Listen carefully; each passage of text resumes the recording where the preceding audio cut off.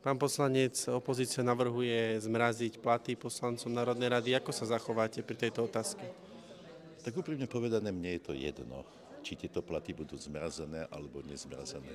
Pokiaľ budú zmrazené, budem spokojný, a pokiaľ nebudú zmrazené, tak bude zvýšený plat do tých 200-300 eur, neviem koľko presne.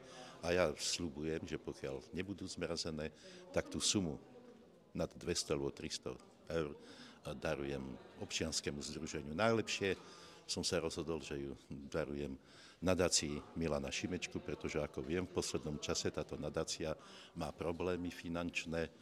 Dokonca som aj počul, že sú finančné problémy s pani mámou Šimečkovou, čiže chcem im pomôcť takýmto spôsobom. Tak to je od vás veľmi šľachetné, tak hádam, to ocenia. Ja som vždycky šľachetný, pomáham slabším a neúspešným. To znamená, že pokiaľ je niekto slabší, má finančné problémy a je aj politicky neúspešný, tak veľmi rád mu pomôžem nejakou tou finančnou čiastkou. Ďakujem.